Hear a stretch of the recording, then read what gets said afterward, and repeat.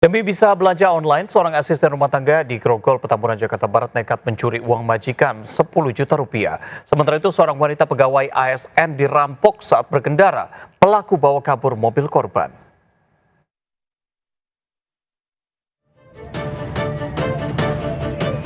Seorang asisten rumah tangga terekam CCTV mencuri uang 10 juta rupiah di kamar majikannya di Gang Lontar, Tanjung Duren, Grogol, Petamburan, Jakarta Barat. Aksi pencurian diketahui, anak majikan langsung menginterogasinya.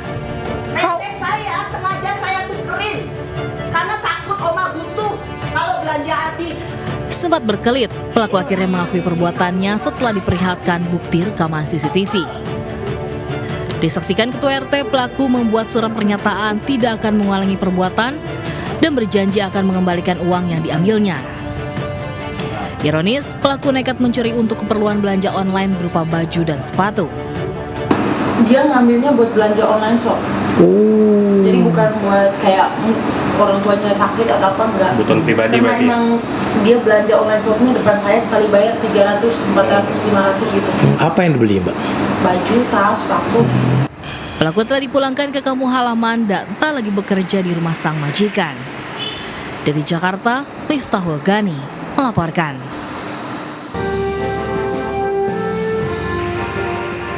Bak Spiderman Fadilah, petugas di Sub Kota Depok, Jawa Barat ini berpegangan di bagian depan mobil bak terbuka di Jalan Raya Bogor hingga terbawa sejauh 200 meter.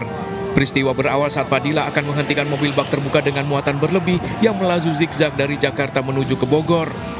Sempat berhenti karena diadang, namun supir berkata kasar tetap tancap gas hingga Fadilah melompat ke bagian depan mobil. Tak disangka saat kernek turun, supir langsung kabur meninggalkan kernek di lokasi. Pemirsa, aksi heroik pegawai minimarket dan warga kota Tasikmalaya, Jawa Barat berhasil menggagalkan perampokan. Perampok bersenjata airsoft gun sempat menyekap 2 pegawai minimarket.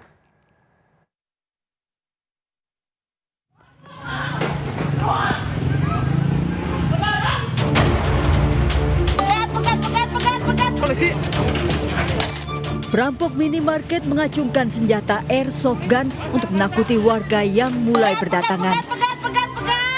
Sempat terjadi ketegangan, namun dengan kesigapan warga dan polisi, pelaku berhasil ditangkap. Pelaku sebelumnya datang pagi hari saat minimarket baru buka, langsung masuk dan menanyakan jas hujan. Namun tiba-tiba pelaku menodongkan airsoft gun dan meminta kepala toko membuka brankas dan menyekap kedua pegawai di gudang. Gagal membuka brankas karena tidak mengetahui kombinasi kode, pelaku merusak perekam CCTV dan mengambil uang tunai 1,9 juta rupiah serta 50 materai di laci kasir. Pelaku kabur, namun kepala toko berhasil membebaskan diri dari ikatan dan mengejar pelaku. Gimana tadi di luar? Sayanya masih di atas. Masih di tali. Masih di tali. Terus Pak Ipan baru mungkin udah ketangkap itu malingnya. Pak Ipan kesini bukain ini. Sayanya baru turun. Pelaku kini diperiksa intensif polisi. Dari Tasikmalaya, Jawa Barat, Asep Juharyono, iNews melaporkan. 1735 NMV. Widya, 42 tahun, seorang ASN di Palembang ini masih syok usai dirampok 3 orang pria saat ia berkendara sendiri. Pelaku menggasak mobil dan barang berharga milik korban.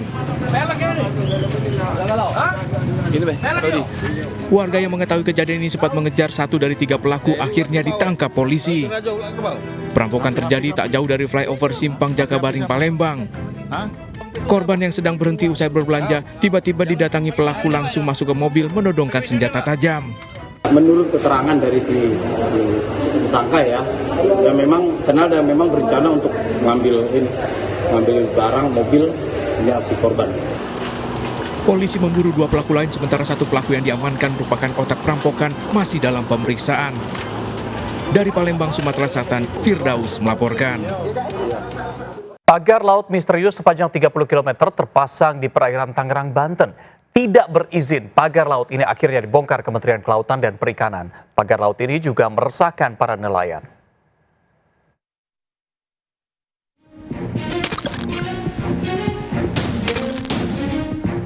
Pagar bambu misterius terpasang sepanjang 30,16 km di perairan Tanjung Kai, Tangerang. 4 kecamatan di Tangerang terdampak akibat pemasangan pagar bambu misterius yang tidak diketahui siapa yang memasang. Petugas KKP pun mendatangi lokasi. Karena tidak memiliki izin pemanfaatan ruang laut, KKP menyegel pagar laut dan meminta segera dibongkar dalam 20 hari ke depan. Pagar laut ini juga mengganggu lalu lintas nelayan kecil dan berpengaruh pada hasil tangkapan nelayan. Saat belum ada pagar laut, sekali melaut nelayan bisa menangkap 20 kg, namun kini hanya 2 kg. Penggunaan solar nelayan juga bertambah 2 kali lipat dari 10 liter menjadi 20 liter karena nelayan harus memutari pagar. Untuk PSN. Iya, untuk PSN gitu. Agung Sedayu PSN. Agung Sedayu, izin penegasan Agung Sedayu. Agung Sedayu. Enggak ada lagi. Ya, yang masang siapa, Pak? Yang masang ya kalau nggak salah para nelayan dari Ketapang mau. Kalau warga sini nggak ada yang mau. Karena sebenarnya menolak gitu sebenarnya. Presiden pun perintahkan KKP menyegel pagar laut. Pagar yang dibangun sejak Agustus ini diminta segera dibongkar. Sekali saya ulangi, negara tidak boleh kalah. Ya, kami hadir di sini untuk melakukan penyegelan karena sudah meresahkan masyarakat, sudah viral, bahkan nelayan tadi banyak yang mengeluh. KKP masih menyelidiki siapa penanggung jawab pagar sejauh 700 meter dari bibir pantai. Tim kontributor Ainnews melaporkan. Banjir rob pesisir utara Jakarta kembali mengancam hingga sepekan ke depan. Pagi tadi banjir rob melimpas ke Jalan RE Marta Dinata Tanjung Priok Jakarta Utara memicu kemacetan panjang ribuan kendaraan.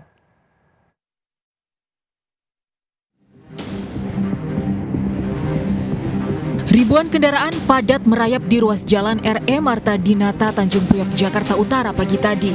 Kemacetan panjang ini terjadi usai banjir rob melimpas ke jalan raya dan membuat pusing ribuan pengendara. Meski ketinggian hanya sekitar 10 cm, pengendara motor memperlambat laju kendaraan dan memilih permukaan jalan tinggi agar tidak mati mesin. Petugas Sudin Sumber Daya Air telah menerjunkan 2 mesin pompa mobil untuk menyedot air. Untuk saat ini 2 pompa di RE Marta Dinata. Biasanya setiap titik itu diterjunkan 2 pompa mobil. BMKG dan BPBD mengeluarkan peringatan banjirop di pesisir utara Jakarta pada 9 hingga 17 Januari 2025. Dari Jakarta, Rizky Falupi, Ainnews melaporkan. Banjir bandang lereng Gunung Argopuro, Bondowoso, Jawa Timur menerjang puluhan rumah warga. 2 rumah bahkan hanyut terseret derasnya arus banjir.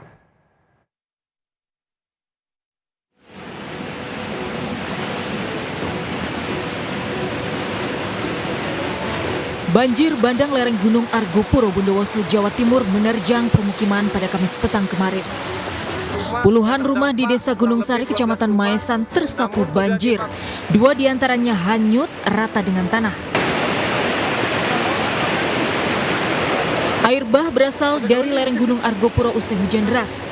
Awalnya debit air sungai Peh di lereng gunung meningkat, namun tiba-tiba terjadi banjir bandang yang membawa lumpur dan kayu. Pasca banjir, tim gabungan BPBD, TNI, dan Polri membantu membersihkan rumah warga yang terdampak. Tidak ada korban luka, namun belasan warga kehilangan tempat tinggal. Dari Bondowoso, Jawa Timur, Rizky Amirul, Ainnews melaporkan. Ex-Komisaris Pertamina Basuki Cahayapurnama atau Ahok diperiksa KPK sebagai saksi kasus dugaan korupsi pengadaan gas alam cair LNG Pertamina. Pemeriksaan KPK terkait dengan dugaan korupsi pengadaan gas alam cair LNG Pertamina tahun 2011 hingga 2021. Ahok menegaskan kontrak pengadaan LNG pada kasus ini terjadi saat ia belum menjadi komisaris utama PT Pertamina. Namun baru ditemukan ketika ia menjabat sebagai komisaris utama sehingga pihaknya mengirim surat ke Kementerian BUMN atas temuan ini. Tenang. KPK bisa jelasin deh. Jangan gua deh. Pak, ada berapa pertanyaan tadi? Iya, Pak. Apa aja nih pertanyaan? Sebentar dong, Aduh, berapa pertanyaannya? Nggak banyak juga sih ya. Seputar apa aja? Kan gua udah lupa, ini kasus RNG bukan di zaman saya semua. Cuma kita yang temukan waktu zaman saya jadi komut itu aja sih. Itu sudah terjadi kontraknya sebelum saya masuk. Nah ini pas ketemu itu di Januari 2020 lah. Setelah saya 2 bulan di dalam. Ya, Itu aja sih. Pemirsa, drama tangis histeris mewarnai penahanan Agus Difabel alias Agus Buntung di Kejari, Mataram, Nusa Tenggara Barat.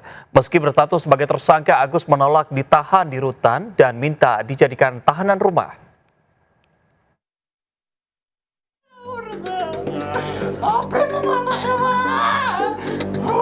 Iwayan Agus Wartama alias Agus Buntung atau Agus Difabel menangis histeris di kantor Kejaksaan Negeri Mataram, Nusa Tenggara Barat. Sambil menangis memeluk erat ibunya, Agus menolak ditahan di rutan Kejaksaan Lombok Barat. Sebelumnya Polda NTB resmi menyerahkan tersangka Agus beserta barang bukti dan berkas pemeriksaan untuk segera masuk persidangan. Ahli-ahli tersebut dari ahli UNRAN, ahli UI, bahkan dari ahli pidana Universitas Gadjah Mada. Yang bersangkutan juga terpenuhi syarat objektif dan subjektif dapat mempertanggungjawabkan perbuatannya. Agus Buntung ditetapkan tersangka pelecehan seksual terhadap sejumlah mahasiswi di Mataram. Pelecehan seksual dilakukan di taman hingga homestay. Meski berstatus tersangka, Agus keberatan ditahan di rutan dan meminta dijadikan tahanan rumah. Dari Mataram, Nusa Tenggara Barat, Harika Sidi Ainus melaporkan. Setelah pemberian makan bergizi gratis untuk murid-murid sekolah, makan bergizi gratis juga akan diberikan kepada balita serta ibu hamil dan penyusui. Seperti di Posyandu Dahlia 2 Ciracas, Jakarta Timur. Pagi ini ada puluhan balita, ibu hamil dan menyusui mendapatkan paket makan bergizi gratis. Makan bergizi gratis tidak hanya menyasar anak didik, tapi juga menyasar ibu hamil dan ibu menyusui. Seperti di Posyandu Dahlia 2, Jakarta Timur, yang mana di sini memang sudah didistribusikan puluhan box makan bergizi gratis. Nah, kita lihat langsung pemirsa, inilah menu makanan pada hari ini. Ada sayur labu, kemudian ada telur, ada nasi, dan buahnya ada jeruk. Bagaimana rasanya, kita langsung wawancara salah satu ibu menyusui. Halo Ibu, dengan Ibu siapa? Dengan Ibu Anida. Ibu, seperti apa Bu rasanya makanan pada hari ini? Enak, lumayan, nasinya enak, wangi. Ininya rasanya pas sih ya menurut saya. Kemudian ini kan berarti memang sudah berjalan selama 5 hari. Sejauh ini menu makanan apa sih yang paling Ibu suka? Semua sih saya paling suka sayur-sayuran. Dan ini kan udah lengkap ya. Mungkin beda hari akan beda menu ya. Pasti akan bervariasi.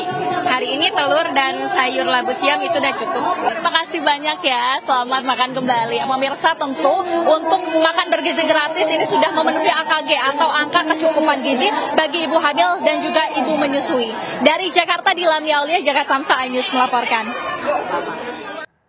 Wakil Menteri Pemberdayaan Perempuan dan Perlindungan Anak Indonesia, Veronica Tan, menyebut pemberian makan siang bergizi gratis pada ibu hamil merupakan upaya pemerintah untuk mencegah stunting. Program pencegahan stunting ini sebenarnya dimulai dari ketika ibu hamil di kandungan. Jadi kadang-kadang ibu hamil itu suka lupa kalau kandungannya itu juga bayi yang harus dikasih makan yang bergizi gitu. Jadi hari ini adalah program makanan bergizi untuk ibu hamilnya dan juga ibu-ibu balita ya. Karena Pemirsa, program makan bergizi gratis ternyata membuat pengelola kantin sekolah khawatir sepi pembeli, seperti yang dikeluhkan oleh pemilik warung nasi di kantin sekolah Blora, Jawa Tengah.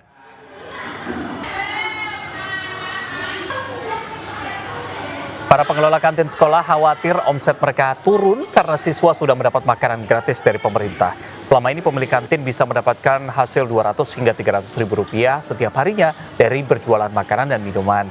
Mereka khawatir siswa sekolah tidak akan lagi membeli makanan di kantin jika program makan gratis mulai diberlakukan. Selain memberi perhatian kepada siswa-siswa sekolah dengan memberikan makan bergizi gratis, para pengelola kantin sekolah ini juga meminta pemerintah agar memikirkan nasib mereka, usaha kantinnya untuk bisa tetap bertahan.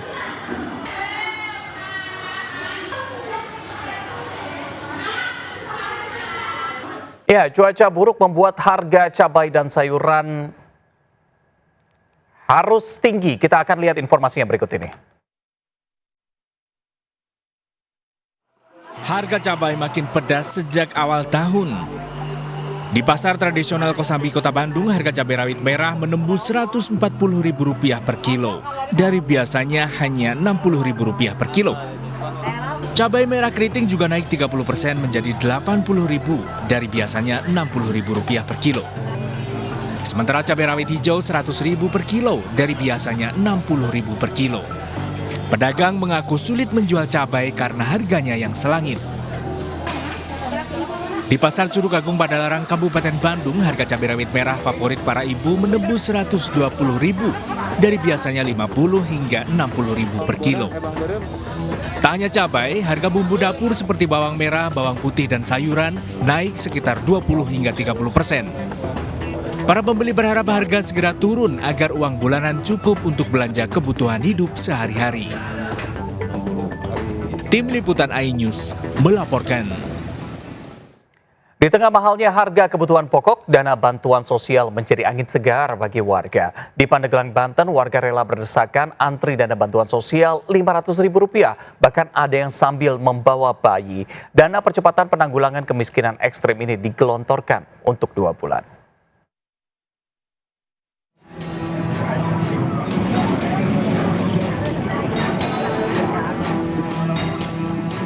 Ratusan mama di Kecamatan Pulau Sari, Pandeglang, Banten rela antri berdesakan berebut pengambilan uang bantuan sosial dari pemerintah. Sejumlah mama ini bahkan sampai membawa anak-anak mereka. Sebelumnya pembagian uang bansos Rp500.000 ini dilakukan di kantor desa terdekat. Namun kali ini diubah, pengambilannya dilakukan cukup jauh di kantor cabang Bank Banten di Kecamatan Labuan. Para mama ini pun mengeluh berangkat lebih pagi karena harus menempuh jarak yang lebih jauh. Akibat banyaknya warga yang mengantri membuat kantor bank tak mampu menampung warga. Bu, dari jam berapa Ibu nunggu, Bu? Hampir 2 jaman sih, desa. Di desa yang nggak usah di sini ya, di bank sini ya? Iya. Oke, Bu. Kejauhan. Warga berharap uang bansos ini bisa dibagikan ke tiap desa agar warga tidak terlalu jauh mendatangi bank yang menyalurkan bantuan. Dari Pandeglang, Banten, Iskandar Nasution melaporkan. Pemirsa, jika biasanya wahana bermain atau playground untuk anak-anak, kini sudah ada yang bisa dimainkan dewasa. Dengan lebih dari 20 wahana permainan untuk melepas penat, ini bisa menjadi alternatif liburan di akhir pekan.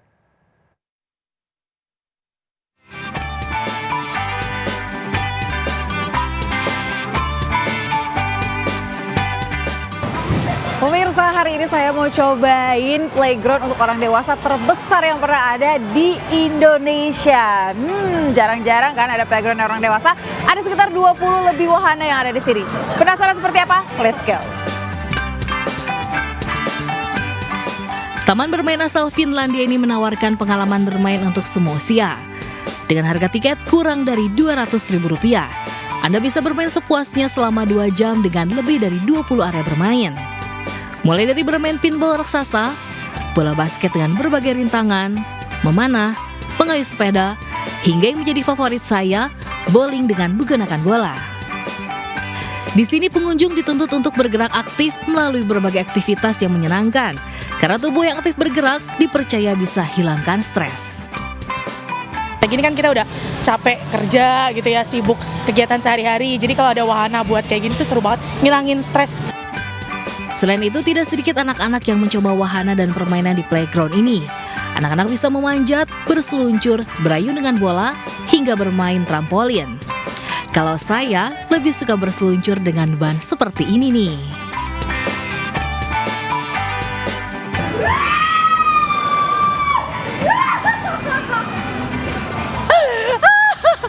Pemirsa, seru sekali memang Super Park ini, dan ini tentunya cocok banget untuk orang dewasa maupun anak-anak dan dapat menjadi referensi Anda untuk menghilangkan stres khususnya di akhir pekan. Dari Jakarta, saya Aya Rupus dan juga Dedi Bernardi, iNews melaporkan. Miris bukannya mengajarkan akhlak yang baik, ada seorang ibu guru agama di Grobogan, Jawa Tengah yang justru memaksa siswanya untuk berhubungan intim. 2 tahun kasus ini terjadi hingga akhirnya digerebek oleh warga. Selain diberi berbagai hadiah, korban bahkan diancam tidak akan diberikan nilai bagus jika menolak keinginan pelaku.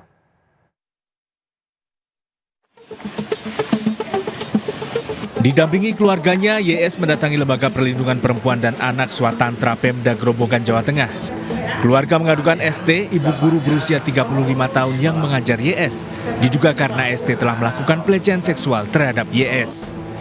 Pengakuan YS sejak dirinya kelas 8 SMP, pelaku memaksa YS berhubungan intim sebanyak 10 kali dengan janji diberi uang dan dibelikan hadiah. Pelaku juga mengancam tidak memberikan nilai bagus jika YS menolak keinginannya. Murid kelas 9 sebuah SMP swasta di Grobogan ini juga dipaksa tinggal di rumah kos yang disewa oleh ST. Guru dan murid ini bahkan 2 kali digerebek warga sedang berhubungan intim. Kejadian ini membuat YS trauma dan susah diajak bicara. Itu dibawa ke Gubuk, desa Gubuk, dikoskan. Dikoskan siapa ya? Selama 6 bulan. Selama di kos kondisi waktu kan biasa, begitu dia kembali itu dalam keadaan shock gitu. Shocknya kenapa ya? Shock itu dalam arti kayak linglung gitu. Pasca penggerebekan, Bu Guru ST berhenti dari tempat kerjanya. Beberapa waktu kemudian, ST mendatangi YS di sekolahnya untuk diajak kabur, namun digagalkan oleh teman-teman YS. Karena kondisi psikisnya terguncang, YS akhirnya pindah sekolah ke sebuah pesantren. Dari Grobogan, Jawa Tengah, Rustama Nusantara, iNews melaporkan.